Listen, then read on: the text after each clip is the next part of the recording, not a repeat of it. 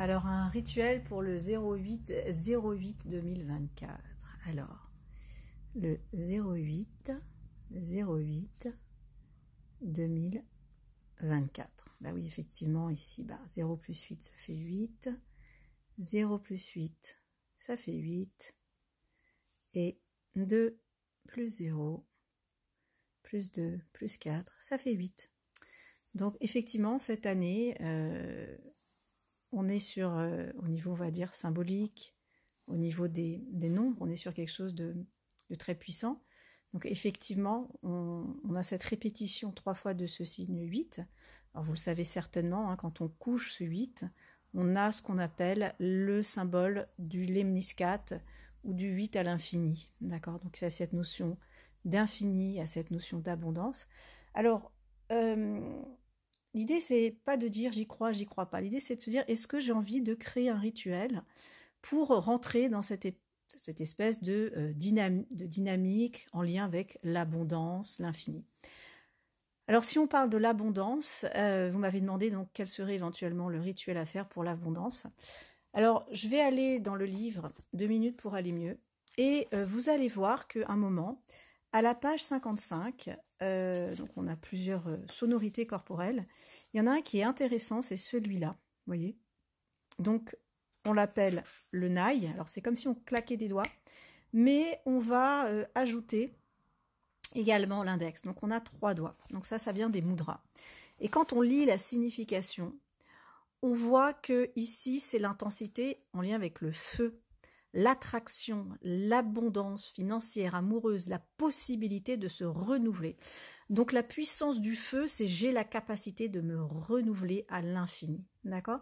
Donc si, voilà, vous m'avez demandé est-ce qu'il y aura un rituel particulier, si je devais vous en proposer un, eh bien ce serait celui-là. Donc on serait sur le claquement de doigts.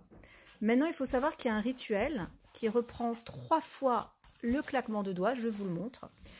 Et il est à la page 146. Donc ici, c'est vraiment, je cicatrise ma souffrance sans effort. Donc ça veut dire que 3 fois, je vais créer cette sonorité. Alors je peux le faire en ajoutant évidemment l'index pour créer ce sentiment d'abondance. Et ce qui est aussi intéressant, c'est de voir les déséquilibres qui sont en lien avec ce rituel. On voit qu'il y a la notion de processus de vieillissement, cartilage, varicelle.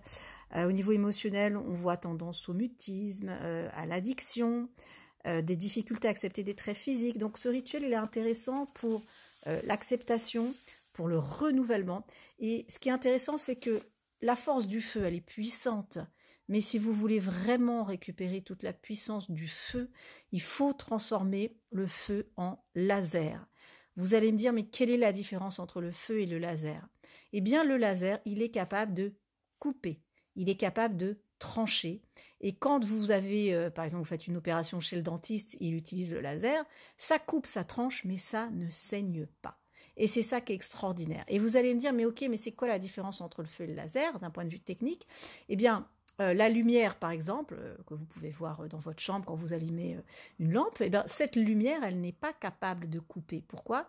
Parce que les rayons, ils ne sont pas assemblés ensemble. Ce qui va faire la différence entre la lumière et le laser, c'est cette capacité à se réunir ensemble. Donc, je pense que le fait de réunir ces 3 doigts, d'un point de vue symbolique, on convoque non pas seulement la force du feu, mais la force du laser. C'est-à-dire, je suis capable d'illuminer, mais je vais être aussi capable d'avoir cette lumière de laser. C'est-à-dire, je coupe, je tranche, mais il n'y a pas de sang.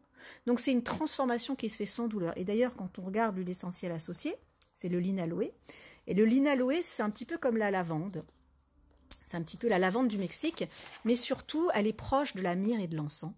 Et ce qui est intéressant, c'est qu'on voit que ce linaloé, eh bien, on peut recueillir ses fruits sans blesser l'arbre. Alors que pour la myrrhe et l'encens, on est obligé de couper, d'inciser. Donc, quelque part, quand vous récupérez l'encens et la myrrhe, vous récupérez ce qu'on appelle des larmes, les larmes de l'encens et de la myrrhe, parce que vous avez blessé l'arbre. Eh bien, avec le linaloé, ce n'est pas le cas. Donc, voilà le rituel que je vous propose pour ceux qui ont envie de pratiquer. Ce sera donc ce Nai avec l'huile essentielle de linaloé. Je vous mettrai le lien pour que ceux qui sont intéressés. Et puis si on veut aller encore plus loin, ben on le fait à 8h du matin, même à 8h08 du matin. Et on a je vous parlais tout à l'heure de cohérence du laser.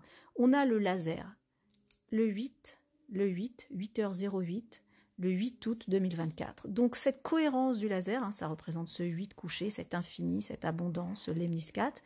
Vous allez créer cette cohérence. Donc là, toute l'idée, et je vous invite vraiment à réfléchir à cette idée aussi à un niveau symbolique, c'est est-ce que dans ma vie, je suis capable, de faire de la lumière, de créer ce feu pour me renouveler, et est-ce que je suis capable de rassembler les éléments ensemble? Parce que si vous rassemblez les éléments ensemble, vous allez acquérir cette force et cette puissance du laser. Alors symboliquement, je vous l'ai montré, nous ce sera avec ce rituel. Voilà, vous pouvez retrouver tout ça, donc les précisions sur le rituel, sur l'huile essentielle de l'inaloé, dans le livre qui s'intitule 2 minutes pour aller mieux.